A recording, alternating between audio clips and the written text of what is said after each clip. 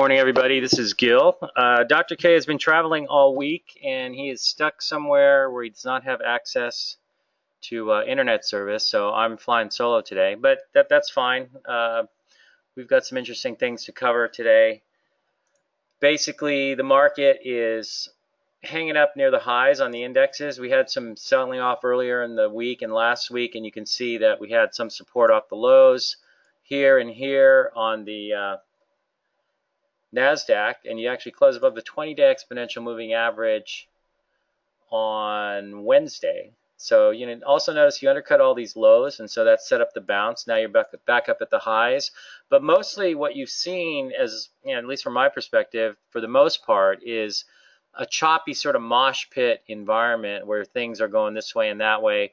And you have a couple of situations that act well and sustain some upside moves and are continuing to make upside progress. For example, something like Arista Networks, which has been on our focus list, has continued to make new highs. But again, this sort of points out the bizarreness and the difficulties that will beset investors in this environment, because you guys all know this has been on the focus list for a while, and it was trucking higher, and all of a sudden one day it gets whacked with volume. That's the day of earnings, and they report earnings that afternoon, and of course, once they've shaken everybody out, we get a nice gap up. Now, the trick here is, if you did get shaken out, just forget that you got shaken out, and you can come back into this on a viable gap up. You could actually done it. Well, it opened up at 200. It sold down to the 200-day moving average, but then closed above the 200 price level. So that we were talking about this a couple of weeks ago in the focus list review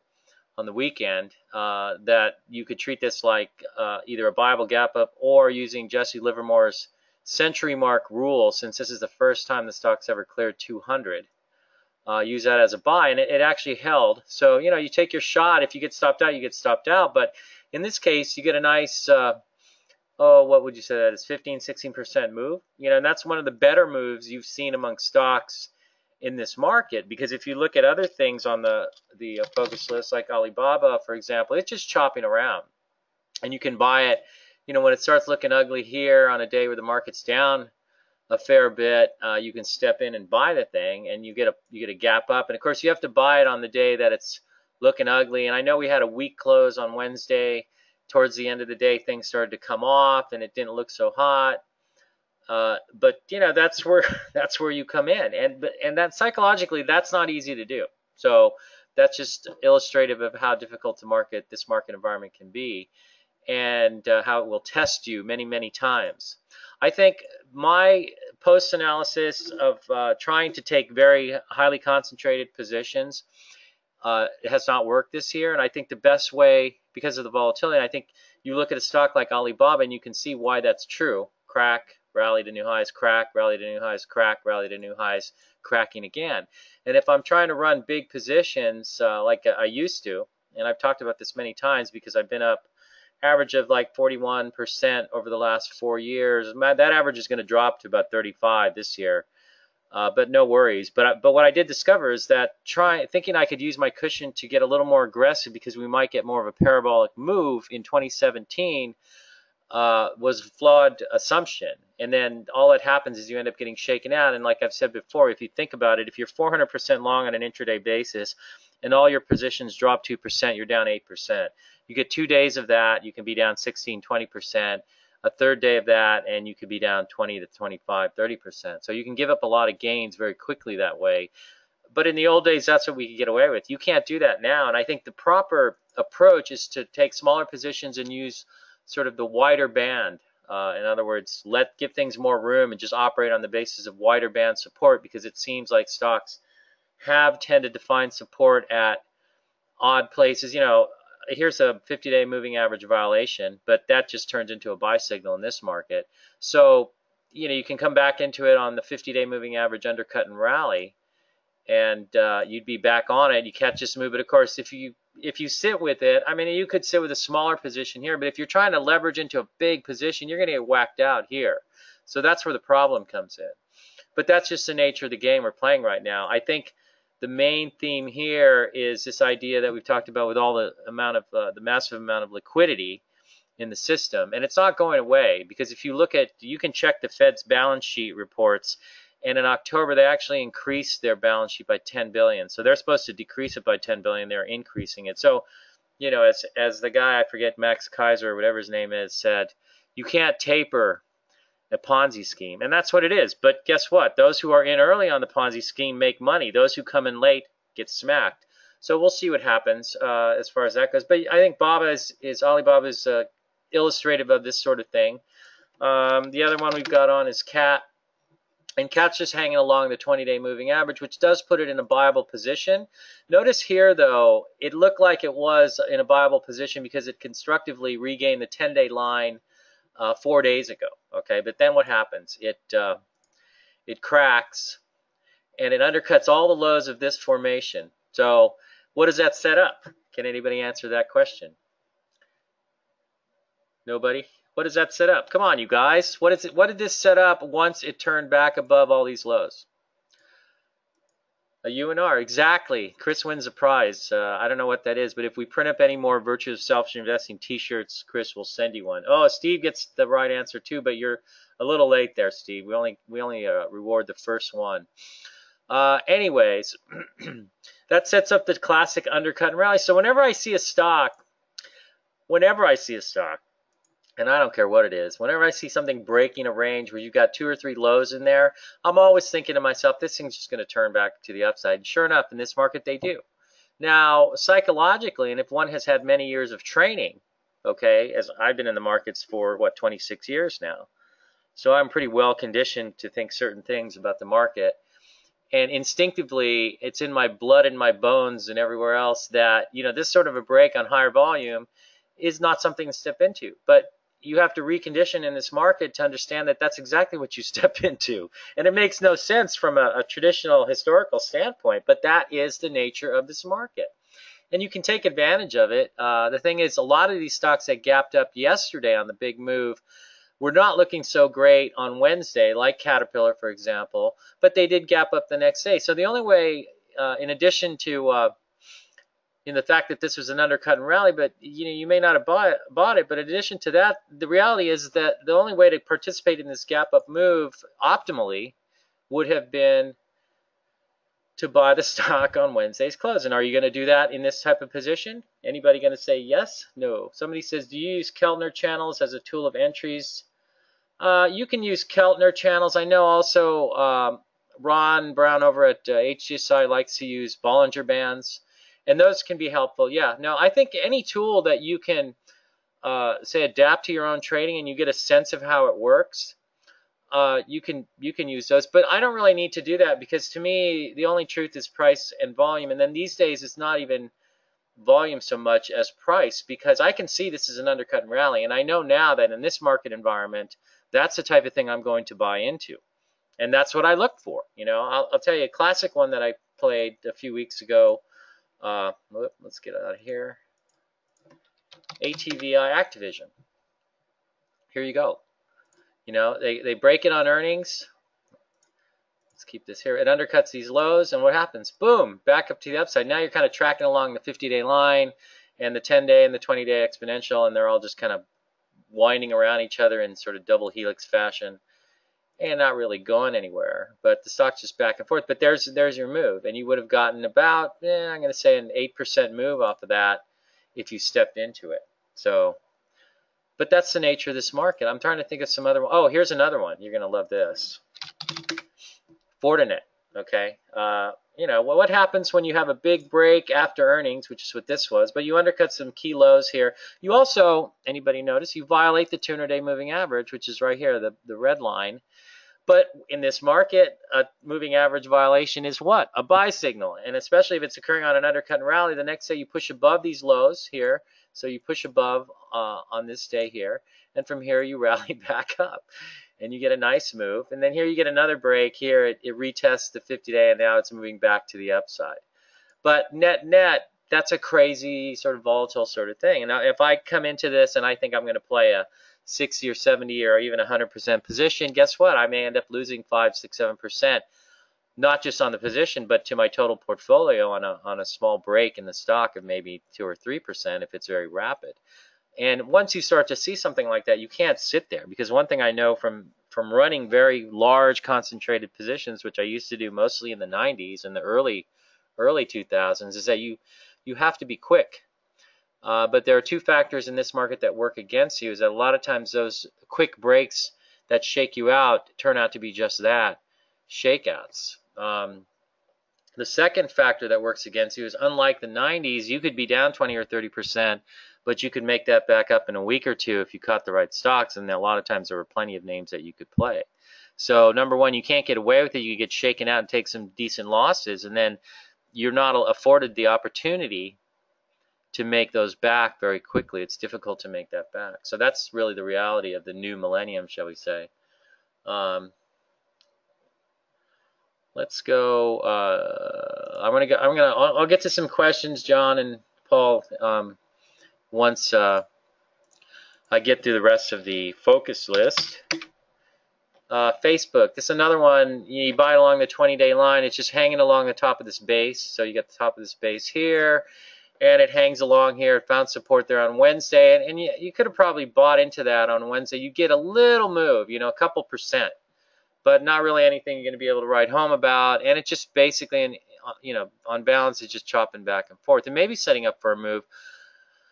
My suspicions are that we could have a big kind of blow-off rally into the end of the year, maybe. But, in this market, you can't assume anything. And even trying to come up with some sort of scenario that you can follow, in other words, some sort of a scenario map, it's hard to pull off. My thinking is, if I had to have a scenario that may be likely, is that we would get a sharp sell-off here, because I think you might see some issues with the Senate tax. That's the Senate's version of the tax legislation. I mean, the House yesterday passed their own, but that was a known factor, and I was surprised about yesterday's rally. But you know what? In the age of QE, in the age of stocks being the new bonds, I think they can push things any way they want to. So, and they do. But let's see. What comes after Facebook? Netflix? Yeah, Netflix. Again, here's one chopping around. You had a cup with handle breakout. Back here, here's your cup with handle. Here's your breakout. And it comes down to the top of the base and the 50-day line here. And it bounces. It holds support. But now it's kind of looking dicey. And who knows what's going to happen from here. So it's kind of, again, a little this, a little that, a whole lot of nothing. And you're not really going anywhere. So if this is still a leading stock, it's still holding up, but it's not going anywhere. And it can scare you out. But there's there's some dynamics to understand here in terms of how you can play these, and maybe at least for some trades if you're open to it. And I think part of this relies on completely ignoring whatever the general market is doing and focusing instead on what the stock is doing. And in this case, what do you guys see here? You see this whole structure here sets a low down here. So you have this structure, and here's your lows. And on this day, what do? You undercut and rally. And there's an entry point right there. You use that low as your stop, or you could add 1 or 2% to the downside if you wanted to, and you're out. But you're not really getting anything here. You're getting a couple 3% on the upside. Yesterday, it looked like Netflix was going to get some legs or wings, I don't know, but it stalled out and closed mid-range, so not really that impressive. You can see that a little better here, hopefully. But that's the situation there. Okay, what else we got on our, let me move this out of the way. I have MarketSmith. I've been using it lately for my intraday stuff because of the fact that HGS Investor Software, which is my weapon of choice, has been, I guess Yahoo pulled the plug on real-time data, so they had to get a new source, and I believe they secured one from Google. So they're going to be implementing that over the weekend, which I'm happy about because I do rely on that. I mean, I use MarketSmith mostly if somebody asks me a question, says, well, on MarketSmith I see this, and the other thing, I can at least see what they're looking at.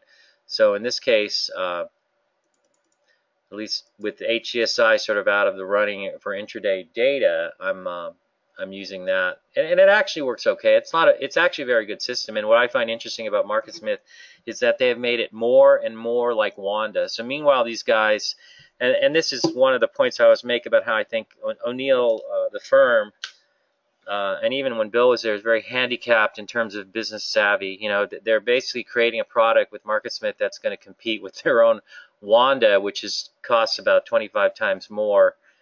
But it's, you know, in the process they've made MarketSmith just a fantastic product. So it works, and I think it's a good product to use if you like it. I say use what you like. People always email us, what do you recommend? Well, I don't recommend anything because I use everything. And I recommend using what you like, and that means trying things out. Anyways. Okay, so where were we? We went through Cat, Facebook, Netflix. Oh, NVIDIA, I added this because Dr. K's been out all week, and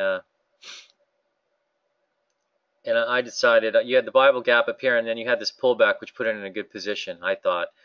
Because you're only about a 2% or 2 below the, I think it's 211.63 intraday low, this Bible gap up. Now, the only trick here is that the thing's already in a nice uptrend.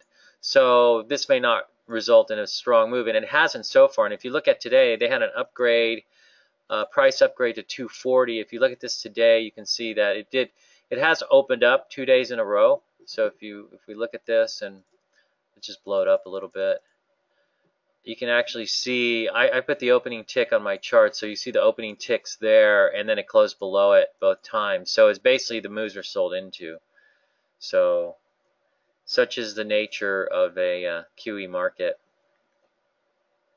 So let's see, right now we're down 79 on the Dow, that's only about 1/3%. S&P down 0.13%. NASDAQ is down half a buck about, which is 0.1%. So not much movement. The NDX is down 839, which is down 0.13%. It also is not much movement, but I think you had a big move yesterday, but there's no real follow through today. We'll see how we close, but I still think it's just a matter of focusing on the stocks and then understanding this idea that stocks are the new bonds. So money is going to prop up the big leaders when the big leaders come in, I think, and that would be names like NVIDIA, Facebook, Alibaba, possibly Netflix, General Motors I like as well.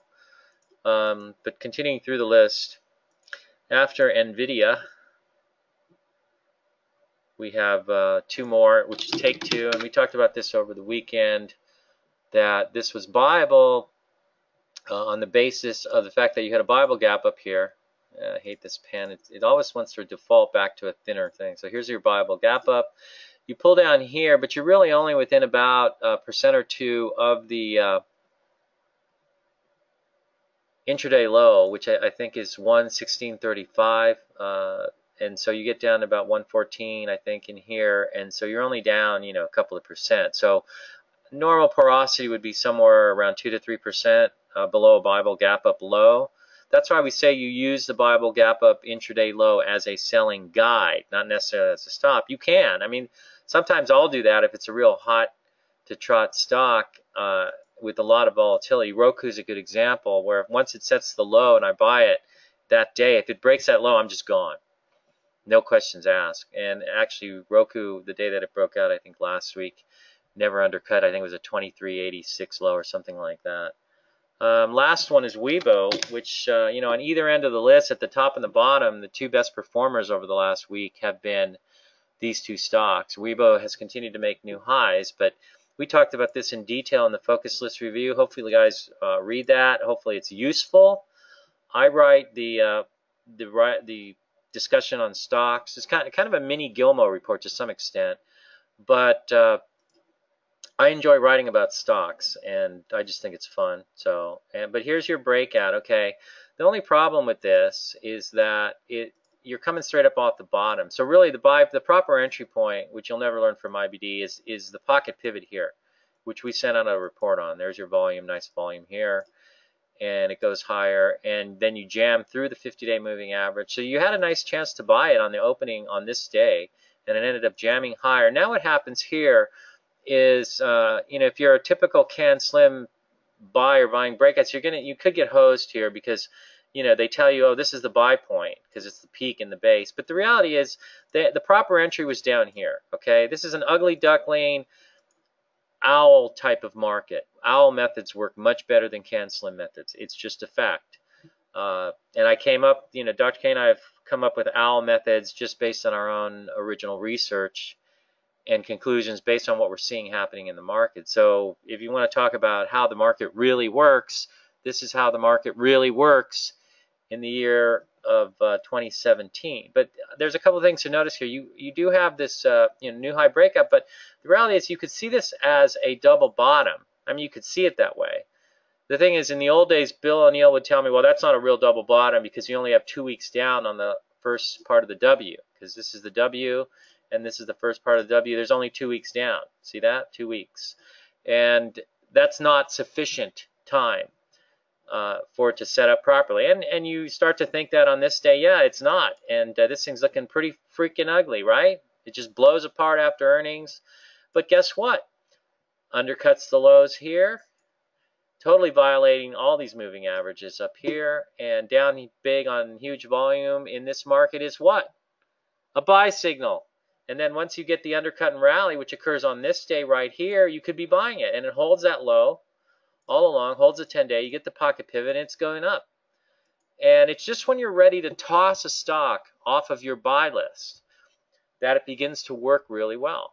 And look at the way this thing's, the best move this thing has had in a while has been off of this low. And now you're cruising to new highs. But, you know, if you're using this, I would say this could be a double bottom. At the very least, I would use this level, 105, which we talked about as a support level, based on a couple of things.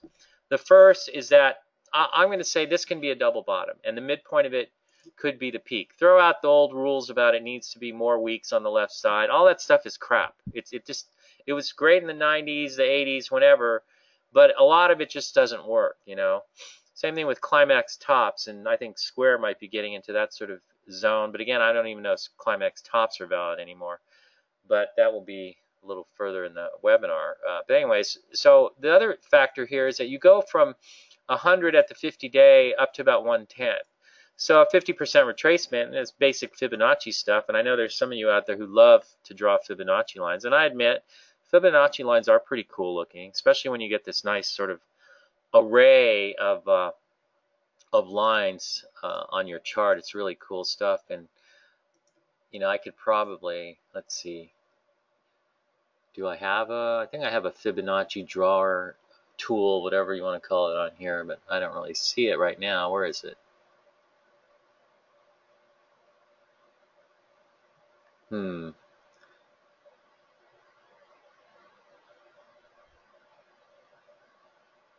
Just looking here. Bear with me. Yeah, I can't really tell what's what. But if you draw those lines, you know, they'll show you where, you know, common Fibonacci retracement is 50%. So, okay, how about some questions? We're done with the focus list. Let's get some questions. I already answered the question we're using Keltner channels. But like I said, Paul, if you've been using them and you're having success with them and you get a good feel for how they work with various stocks, I'd say go for it. You know, I don't see a problem with it. And I don't think any particular indicator is the be-all, end-all of technical analysis. I think that a lot of different things can work. So let's see here. Oh, I still have my iPhone running on my Thinkorswim. I really love this Thinkorswim app. It runs on my iPhone, and the thing is just as good as having a computer quote screen. And some of you who follow me on Twitter might know that I broke my foot over the weekend. It's kind of a stupid maneuver. It's not a bad break at all. It's actually a hairline fracture, but it has occurred in an area where there's not a lot of blood flow, and so they call it a Jones fracture, which means because of the low blood flow to that particular area, it may have trouble healing. So right now I'm just in a boot, didn't need a cast, so that just tells you it's not a serious fracture. It's just the zone it's in may make it harder to heal. In about a third of the cases, that's true, but it's usually for older people. I don't know if anybody out there has broken their foot. I've never broken my foot. I have broken my arm, and this doesn't really hurt at all. So, but it would if I kept walking on it, I assume. But I like the technology they have because I can wear this boot. I don't need a cast. I can actually take the boot off to sleep if I want to. But because I want to heal, I just keep it on all the time. My wife doesn't like it because I kick her in bed all night with this thing. And it's like I call it my Iron Man foot because it's just this big thing. Go to my Twitter page, @Gilmore Report, and you can see it. But whatever. At least the one good part of it is that now I have a good excuse to not go to holiday parties that I don't want to. There are a couple that I always go to, good friends. They always have great parties, but there are a lot that you get invited to and you need an excuse. Hey, I've got it now. Oh, sorry, I'm laid up. I'm not really laid up. Um, I think I do set a land speed record, though, for using crutches. I'm not sure. I can move pretty fast. Somebody's asking, do you like any put options on Tesla? Well, I am short the stock. They gave you a primo opportunity this morning. They came out with this semi-truck, and I got to tell you, maybe I'm just falling into the camp of all these Tesla bears, but I'm a Tesla bull when I need to be, and I'm a Tesla bear when I need to be. And I think the company is just the biggest fraud on the planet. And I think Elon Musk is, maybe a great visionary, but I think he's full of shit most of the time. And this idea that they're going to wow the world and create something amazing with the electric semi-truck, that thing has a 220-mile range. I come from a working class family. My dad had a lot of friends who were truckers. You got to have a 1,000-mile range on a full tank of gas. These guys don't want to be stopping along the way to charge up their trucks. So maybe the market is for the short haul part of the business. Maybe that works, maybe it doesn't, but I don't know.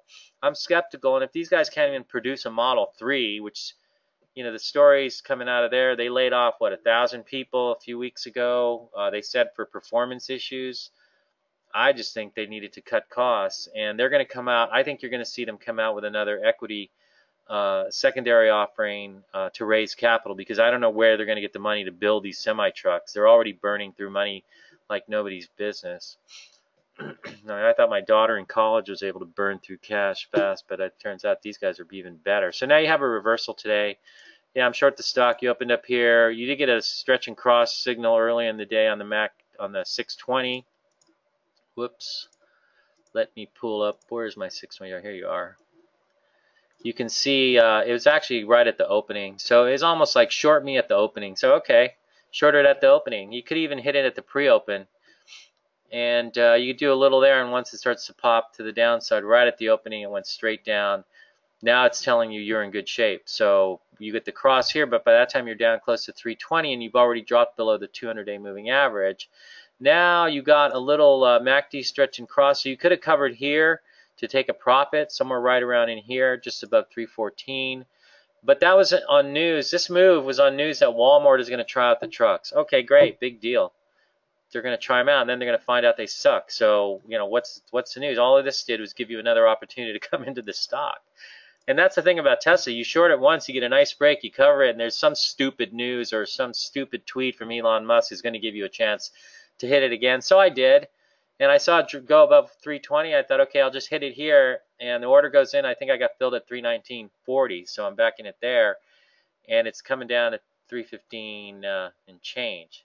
Anyways, but that to me is a good short. And somebody's asking me, do I like put options? I don't trade options these days. I am approved to trade options if I want to. But I don't. And I just prefer to go with the straight stocks, because options, they're volatility premiums and whatnot, and I've noticed Tesla tends to have higher volatility premiums. But if you understand options and you see an option that looks good, then yeah, you can play it as a proxy for the stock. Why not? Why not? But I don't know if I like that question, John. Do you like any put options on Tesla? If you need to ask me, then I would say you don't need to be buying options. Just go with the stock. I like the stock as a short. Somebody asking also, your thoughts, please, on today's IPO at SFIX. Is that Switch? Is that the one? I saw them on TV earlier. Yes, no, Stitch Fix. My thoughts on it is I don't really have any thoughts on it. I don't buy IPOs on the first day. I think only morons buy IPOs on the first day, because it's a good way to lose a lot of money fast. Even with a good IPO, if you look at Roku, and Roku, I think, illustrates the whole thing. That you buying it on the first day of trading, and you get a big woody for this thing, and you're buying it up here. Well, I guess I'm using bad language, but you know what? I figure if Al Franken can adjust some female DJ's knobs, I guess, and pretend that he's doing that in a picture, and all he has to do is apologize for it, I think we have a new standard in depravity. But so I think I can use a little bit of colorful language, I say. But you know, I grew up on the streets of East LA, and I'm used to rough language. I'm used to also having to dodge bullets, but that's another story. But anyways, you can see Roku. Why would you buy it? You know, if you want to buy it, all you end up doing is watching it go down, down, down. The time to buy it, and I actually talked about this in a Voodoo report, is that you know you'd watch it after earnings, you get a Bible gap up here. There it is, boom, and it's out of here. I haven't seen a Bible gap up like this since Tesla back in I think 2013. So this is all you need to do is if this is such a hot one. This what is it again? What do these guys do? I haven't really even looked into it today. So I was too busy adjusting my boot at the opening. Let's see. What is it again? SFIX? Stitch Fix? Yeah, I mean, just leave it alone. Let it hang for a while. See what happens. You might get a setup on the base. So let's see. So let it set up a base. You know, you've had some others. I thought Mule was kind of interesting over the weekend. I did test a position here, but I bailed out pretty quickly because it couldn't hold a 20-day line. But notice, here we go again. The ugly duckling's thoroughly at work here, because here you have a low here. You undercut that low and rally above it yesterday. At the same time, though, you also undercut and rallied above the 50-day. That's a buy signal. Now you rally up to the 20-day today. Now you're stalling. I don't know what happens, but you know you can see. I'd keep this one on your watch list. Looks interesting. Somebody says, Gil, is your foot injury some kind of market signal? You know, I don't know. This has been a very weird week because Dr. K went traveling. He's been in Panama. He was supposed to go to Geneva to give a talk on cryptocurrencies, and he got hung up in London, and I don't know what's going on there. I haven't heard from him for a day or two. He doesn't have internet, so I don't know. Hopefully he didn't get arrested, but we'll find out later, I suppose. That's the way to look at the bright side of your broken foot. Yep, you got to look at the bright side of everything, you know. I mean, the way I look at it, you know, between you guys and me, there was a time a few years ago where they found a tumor growing between my prostate and my bladder. It was a benign tumor, but it was just there. It wasn't prostate cancer or anything, and they had to take it out, which they did very successfully.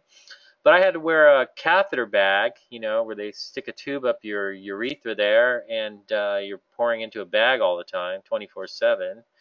You can hear it trickling in all day long. It's a really fun experience. I did that for 6 weeks, and as far as I'm concerned, if I got to wear this boot for 6 weeks, compared to that, it's absolutely nothing. That's one of the advantages of getting older and experiencing some various health, I'm not going to say issues, but health hurdles that you have to leap over.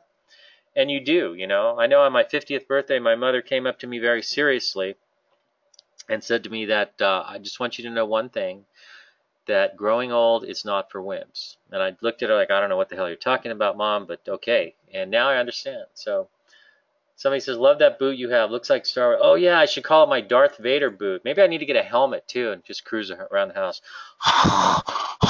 like that. My wife will say, no, I'm not. I have a headache. No, let's see. Somebody says, now I will understand when you declined my holiday party invitation. Well, Scotty, that's because I probably don't want to get into a jet and fly out there to Salt Lake City. But, you know, for you, I might make an exception. Somebody says, when you start to be politically correct, I will quit. I consider myself an objectivist, you know. And I find it interesting that people who are Republicans and conservatives think I'm a liberal, and liberals think I'm a conservative. Both sides think I'm evil because I don't agree with them, but that's the way of the world these days. I don't know what Stitch Fix does, but their CEO is hot. Is he a guy, John, or a woman? I don't really know what persuasion you are, which, you know, it's all fine with me. But anyways, okay, so where were we? Shall we look at some other stocks? Do you guys want to look at some other? Let's look at Square, because Square, I think, is going into blow-off land. It's going parabolic. You have the biggest price move in its history. Now, here's the thing that I think really sucks about Square is you're going to see that we had it on the focus list, and we put it on down around 12, 13, 14 bucks, I believe. And we got a double out of it, more than that, I think.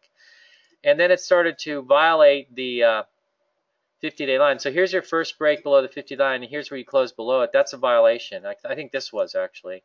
So it violated. So we took it off the focus list, and guess what? It's set up again, and I noticed the thing was pushing back above the moving averages, And you probably could have just used the moving average undercut and rally, or even just a simple undercut and rally, because look, here it is again. You undercut this low, you undercut this low, and then you rally above them. So what is that? It's an undercut and rally. Now you could have called this an undercut and rally, and it kind of failed. But sometimes, you know, you try and try again. But each time it undercut a prior low, let's clean this up. Each time you undercut a prior low, boom, boom, boom, boom, it gets a little rally, so it's almost tradable. So you could trade it, but you might get something more out of it. And more recently you did, because this one held up on the pullback. It's a little bit of a white coffee-in pullback also, because you'll notice that when you do pull back here, you're testing this low. Okay, so you're pulling back in here and your volume's drying up. So that's a white coffee-in pullback, or as Ron Brown over at HGS Investor would say, test for supply. And then boom, boom, it's out of here. And then you get a pocket pivot here. So we probably should have put it back on at that point. Because, I mean, I think this has been a big leader. I don't need to think about it. It has been. We're down 93 on the Dow. You know, I think that you may have some issues with this tax legislation. And if this market is rallying solely on that basis, you get a nice sell-off. However, I would look at a big sell-off. Well, it could potentially be a big opportunity in either the UVXY or maybe a short on Tesla or something. But I would look at that as a potential buying opportunity for a year-end rally, possibly. But you'd have to see how it plays out. But I would definitely be alert and watching for pullbacks that are undercut and rally type of things. And you step in and you bail out quickly if they don't work. So she's a babe. All right. I guess you're not getting too much these days, John. It's like, I don't know. Seeing women on TV and getting too excited, especially when they're CEOs, strikes me as a little creepy. But, you know, whatever floats your boat, just keep it legal. That's all I have to say. Somebody says, Scotty, you did buy SQ 1 year ago today, and you've handled that very well. So, but we already know that you are both VoSI and GILMO certified, and so of course you have to pay us $25,000 certification fee every year for that designation, but you do get a new decoder ring every year, so it's very useful, and it's an honor to be certified like that. At least that's what we want you to think. Otherwise, we can't milk you for the $25,000 a year. I know so many guys, or I've heard from so many guys and even gals out there, or men and women, shall I say, to be more PC. Oh no, I'm not supposed to be PC. How about chicks and dudes out there in the business who are brokers, financial advisors, who went and paid for their CanSlim certification, and it's just been a disaster. Now if somebody says I'm CanSlim certified, the clients run fast in the opposite direction. But I think Square might be getting into blow-off land, so don't laugh at me, but I did short it this day, and I caught it for like $1 a downside. This morning it got up to like 44, and I just put out a tiny little bit. I just want to see, is this thing for real or what? And it just quickly started to push back against me, and I just got out, 20, 30 cents, goodbye. It flipped long. Now we're going back up a point from there. So let's see. You guys can tell it doesn't matter. My foot's broken. I don't care if the world's falling apart around me. As long as I have my charts to look at, I'm a happy camper. Somebody's saying VRI price is secondary today below its current market price. Well, I think, John, with what is this is probably another interesting Veritone. That's kind of an interesting base. Let me see. Is this an IPO? Yeah, this is a recent IPO. That's a nice move. I never saw this one, Veritone. I'm going to have to check this out. I'm going to write this one out. What's the other one that we're looking at? SFIX, SFIX. Check out that one. So this looks very interesting here. Now, I want you to notice a couple things about the pattern. They price the secondary. How many shares? Let me check a couple things here. Give me 1 second. What are we at? We're at 9:09, so we've got 21 minutes. Whoops. Whoops.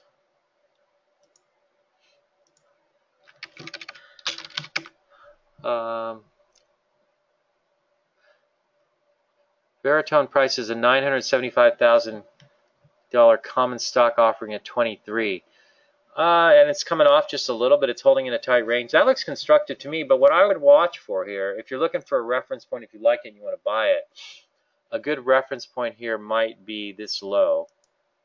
So what are they giving me? A choice, a pen or a highlighter? Let's see what the pen looks like. How about the highlighter? Yeah, there we go. That's better. Now this low, because you can see through it, you can see this low would be your reference for an undercut and rally. So if it pushes back up through there, you probably jump on it there. Now the volume is heavy because of the secondary offering. It's only a 950,000 share offering, so it's not like they diluted the market. Now a couple other things I want to look at here. Average daily volume is about 1.6 million right now, so it's been around for a while. It's marginal. This could be one to keep an eye on, and you could test it here. What are you trading at? No, you're trading. Oh wow, this thing's had a big break to the downside because it's trading up at 70. This has been a really hot one. But I would think I would watch for this move back above this low here. But not too bad. Here's sort of a bottom fishing pocket pivot, but it's below all the moving averages. So, but again, this is actually a minor undercut and rally move because you did come above this low. So that does look okay. Now you're backing in a little bit. Now you got to account for this volume probably because of you already had 950,000 in the bag because of the secondary. And it's holding tight, so it could be considered something of a white coffee and sort of retest. So you could move in on that possibility.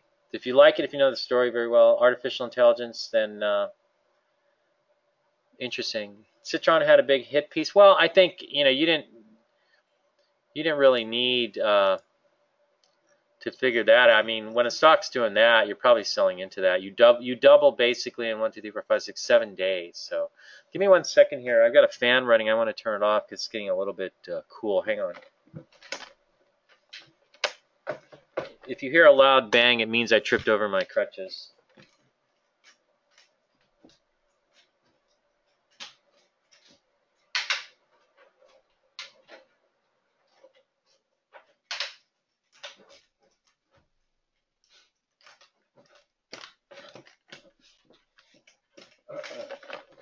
All right, I'm back.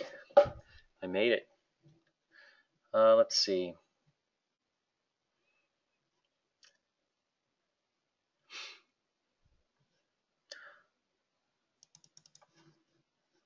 Any other stocks anybody's interested? Oh, GDI. I put that out yesterday as a viable gap up type of move. Look at it today. So did anybody act on that? Probably not. I don't know. I think I'm a little more liberal when it comes to just putting things on. To me, they don't have to be perfect can slim types of names. I don't subscribe to that view. If the technical setup is there, and Gardner Denver is an old name. I don't know if anybody remembers it from the old days, but they came public and then they were taken private, I think, by Kohlberg, Kravis, and whatever. And it was an IPO, had a nice move. And then you had a viable gap up after earnings. Whoops. Here. And you notice how, again, you undercut the low of the viable gap up low here. And then you get an undercut and rally move, and then it tests that low. I don't think it drops below it. And now we're back in business on Gardner Denver Holdings is moving higher. So, it's, that's acting pretty well. Can't really fault it. This square is amazing. Tesla 316 dropping. I think this thing goes, I think they're going to do another equity offering and they're going to kill the stock. And it's dropping. Next stop is 280. Where did I come up with the number? I made it up. So, no, actually, I think there is some rationale that I came up with for that. Let's take a look at the pattern. Because I think this is a focus type of short. Now, you're going to see a couple of things here. Here's the weekly chart. Let's make it a little bigger. The other thing about me is I'm not so much a big picture guy. I'm not into analyzing what's going on in this market, that market, the Fed. I mean, the Fed is the Fed. We know they're printing money like there's no tomorrow. And we know all of that liquidity exists in the system. And we can see the evidence of it affecting stocks by this whole concept that I talk about is, number one, the ugly duckling, where things look ugly, but all of a sudden money comes flying in to push things higher. and then the different types of setups where things look ugly, but in fact that's your buy point. So if we look at Tesla here, the first thing you'll notice is a cup with handle that failed here. So you have a late stage fail base, okay. And you know, I liked it here up around 360 as a short. Anybody who follows Gilmore Report knows that, or follows me on Twitter knows that. And then you undercut this low, and of course, you know, at that point you've made good money on this short. Even if you hit it at the 200-day line here 3 weeks ago, you made decent money. And you see this undercut, and instead of getting all excited, see, in the old days that would be a breach of support, and you know, goodbye, it's done. But no, in this market you get an undercut and rally, so you're covering it. And I talked about in the short selling book that came out I think in 2015, an undercut and rally position is where you want to be coming in and covering and then looking to reshort again on a rally. And that's exactly what you got here today. And you push just above the 200-day or the 40-week moving average on the weekly chart, and that sets up another short entry. And what do you know? You got it. And you're coming in now. We're trading 315.54. Who wants to bet that we go red by the close?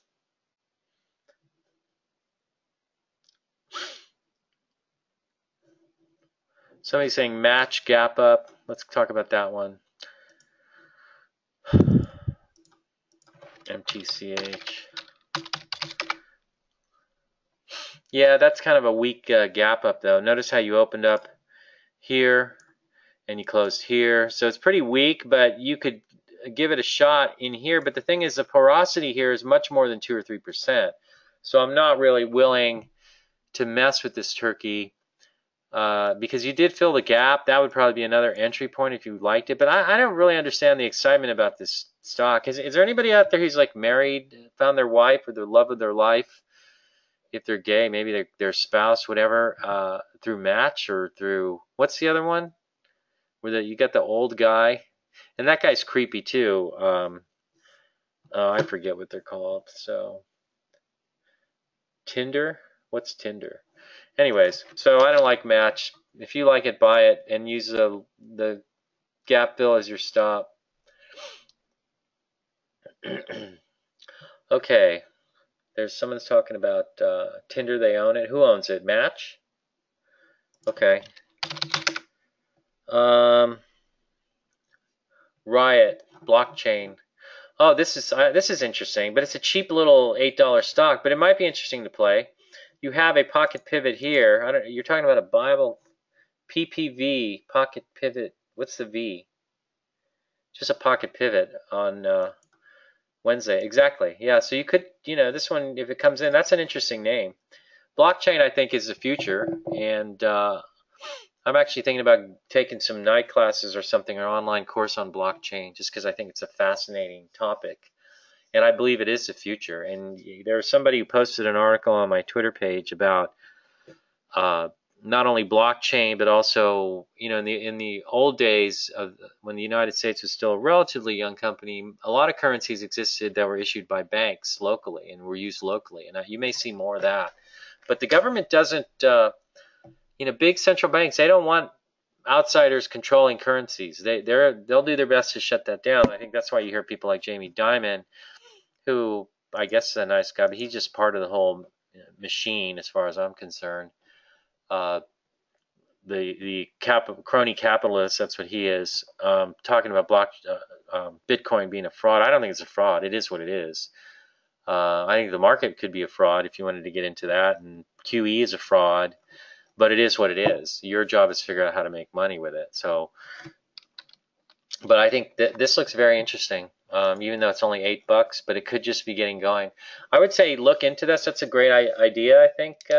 Who came up with that?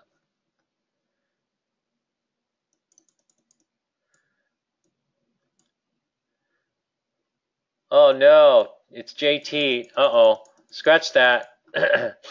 No, that's a good idea. I'd check it out. I don't know. I'll probably do a little more research on it. Somebody's asking me, what is your experience with the market during Thanksgiving, holiday week, up, down, choppy?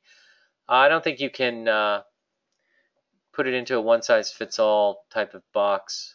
I've seen where a lot of times you just get this slow drift into Thursday, and then I've seen you get a half day on Friday, and I've seen big sell-offs. I think in 2010 we had a huge sell-off in on that Friday, and the market did come back, but it was pretty grim. So I wouldn't assume anything based on holiday or whatever. And I don't think you can really trade around that kind of stuff. What I think you do is just watch what the stocks are doing and just trade on that basis without getting hung up on the macro environment in the holiday season. Same thing goes with the whole year-end Santa Claus rally. Yeah, sometimes you get a Santa Claus rally. Sometimes they send a SAM missile and takes out Santa's sled. So, you don't know, but you just watch the stocks. And I wouldn't make any assumptions based on that. And I wouldn't be buying or selling stocks based on any of that. So, it's just, if you want to preoccupy yourself with that sort of thing and think that there's some sort of giant tidal movement because of holidays, one way or the other, that you can trade on, that just, to me, not very practical. I think the real point of the market at any point in time is simply to watch what the stocks are doing and just understand the setups that you're dealing with. And we know that in this environment, we deal with undercut and rallies, moving average undercut and rallies, liable gap ups, pocket pivots. We don't like breakouts. Breakouts are for the slow animals in the herd. And I don't care if somebody gets offended by that, because I don't consider it an insult to Bill O'Neill. In fact, I think it's a tribute to Bill O'Neill, because Bill O'Neill, when I worked for him, was all about figuring out what the market is doing. Because in 1999, we played dot-com stocks that had no earnings, okay? And we made tons of money. And at that time, Bill was still out running around selling Can Slim, and you got to have 4 or 5 quarters of earnings up 20%. But what we had discovered during that period, and you can read about it in the book that Kevin Martyr wrote with another guy from the old website, I may still be around, tradingmarkets.com. I don't know if anybody remembers, but the website tradingmarkets.com started out, it was initially called tradehard.com. And I guess people just made too many jokes about that and they changed it. But in that book, we talk about how you're searching for the relevant parameter. What is the driving metric, shall we say? That was another term that came up during the late 90s, metrics. Before it used to be fundamentals, and it became metrics. And who knows what it will become later. But the driving metric was sales. So if you had a .com stock they were losing money hand over fist, but they had sales, or the other thing was, I think, eyeballs was another metric that people were talking about. If you had a lot of that going on, then they were considered hot stocks, and that seemed to be the driver. So, but I think a lot of times it was just a cool name. If you had a cool name, you went nuts. That was an unusual period, as I say many times. It says somebody's. Ironically, J.P. Morgan had money laundering charges last night in Switzerland. Huh.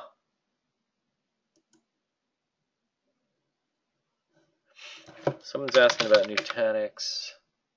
Yeah, Nutanix has been slowly trending higher. The only problem is you're not really getting any big moves, and I think if you're going to buy it, you got earnings coming up in a couple of weeks, end of the month, I think week after next. And, it's just trending higher in a nice channel. It's a pretty well-defined channel. Your support levels are at the 10-day and the 20-day. So it's mostly obeyed the 20-day. So if I was long this thing, you had a Bible gap up here, and if I was long this thing, I would just use the 20-day as my selling guide. They're cruising nicely. I've liked the same for a long time. I haven't been on it outside of a couple of these little trades in here at all. So, but they'll do that. They wear you out, and then finally, once you're tired of them, they take off.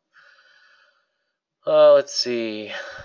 Notice how I'm looking at NVIDIA, and I actually like this stock a lot. It would be one I would definitely be looking to play into a year-end rally if we got it, because I do think this is a major leader. It still is. It has been. It's another one that we got shaken out of on the focus list. I think it should have just stayed, or we should have put it right back on.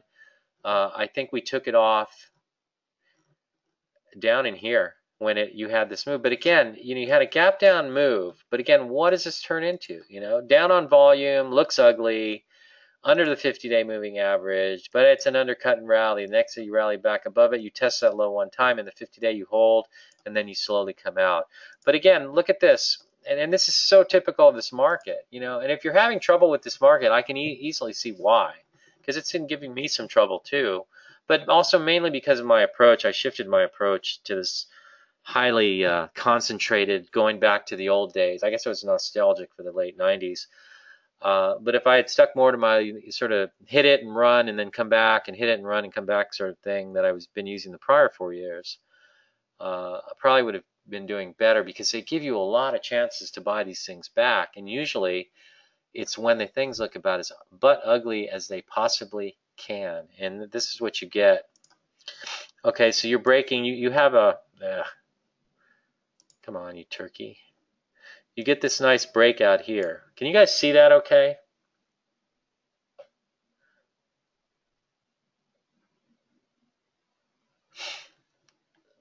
Yep, okay, good. You have this gap up and a breakout, and then it completely fails, okay? And it's looking pretty grim at that point, because you got, heavy selling volume, but it stops. So again, down on big volume is what? It's a buy signal. However, notice how the very next day, it opens up here and it closes down here, and you get a big reversal on even heavier volume. So that's looking like it's going to fail. Are you going to step into that? Well, if you understand that the uglier something looks, the more of a buy it is, then I guess you would. And then it just keeps trundling higher, and you had the latest gap up on earnings, and it could continue moving higher. So it's definitely on one I've got on my short list for a year-end rally if we get one. So far, we're kind of chopping around still. The Nasdaq, I know, is right now sitting at a new all-time high, I believe, just by a small margin, or at least could close at a new all-time high, closing high. And you've got that. You've got Facebook is another one I consider to be one of those. Alibaba, probably. I think Amazon, maybe Apple. Apple's testing the 20-day, and that, to me, that doesn't look all that abnormal. It's a little bit of a Wyckoffean retest today, because notice how you're coming back to the 20-day line. The volume is running a little lighter today. We'll see how it closes, but that would put it into a more viable position, I think. What are the other ones? I like General Motors. I buy this one at the 50-day line. It's running higher, so it's probably going back up to the highest if the market doesn't blow up. I think the key over what we do in the next few days will be not so much about Thanksgiving or the holiday. If you're looking for exogenous influences, I think the key is the Senate passage of their own version of tax legislation. So, but if you watch this on TV, and now with my foot, I try to sit around mostly instead of trying to get jumping around everywhere all day. I'm a little more sedentary by necessity. But you watch the various channels, and of course, if you're a Democrat, it's a tax cut for the rich, and it's not at all, because as far as I can tell, as far as my accountant can tell, I'm either going to be flat or paying more in taxes. But my solution, and I've said this before, is that I'm just not going to make any money, or I'll keep my income to a lower amount. I'll intentionally lose money in the market, because I file as a trader as well. So any gains I make in the market are treated as regular income, but also losses can be written off against income. So, I'll keep my income to whatever the thresholds are, which I think is like 220 to 260 a year, which that's not bad. If you can't live off of that, then you got some sort of problem. Your house is too big, whatever. And as I tweeted the other day, I have plenty of toys to play with at this point in my life, so I'll be fine. And that will be my response. I will not increase my spending. In fact, I tweeted this yesterday. I told my wife about 2-3 weeks ago that I want to cut our household spending by a third. And we have a lot of extraneous spending. We're going out to dinner a lot, doing takeout, whatever, buying stuff. We just stop. There's a lot of things we don't need. And if you review, and I think most people who make a lot of money should look at this, because I think the whole world is rigged to rip off rich people. They sell you a BMW or a Mercedes, and you think you're buying this quality vehicle, and it's in the shop half the time. I had a BMW 535i, and it was in the shop most of the time. And, they tell you they give you 5 years or 50,000 miles of free maintenance. Well, you go in for your regular maintenance, but they tell you you need new tires, and the tires only last like 700 miles, and they cost $700 a piece. and you go in there for regular maintenance, and they're hitting you for $2,500. And then there's the whole restaurant thing, resorts. I've done that so many times. I've come to realize that it's all just overpriced crap.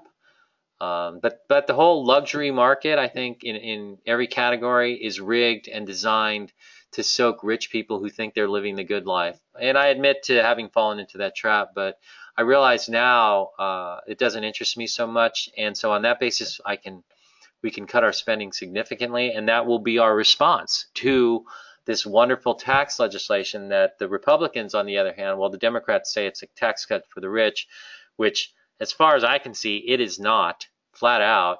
And then the Republicans tell you it's going to harken a new glorious economic boom by giving working class families who make an average of $59,000 a year $1,182 extra dollars in their pocket. Well, think about the fact that household debt right now is at over 13 trillion, which is an all-time record. So consumers aren't necessarily waiting for some tax cut to start spending. They've already been spending, and in the process, they've dug themselves into this massive debt hole. So what are they going to use that money for? To dig themselves out of that debt, I would think. I don't think it's going to be a big boost to spending. So I think it's kind of a lose-lose sort of thing. I believe if you're going to have tax reform, then do some tax reform. Let's get rid of all the deductions, fine, but go to a 20% flat tax. Even a 25% flat tax would be fine. And then I think you'd stimulate the economy. Otherwise, it's all just BS. Somebody says you should buy a Tesla.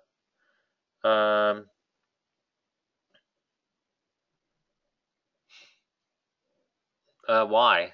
I mean, come on. I've done some stupid purchases. I consider my purchase of a BMW in 2010. And before that, all I ever bought were Acuras and Hondas, which, as far as I'm concerned, those are the best cars in the world.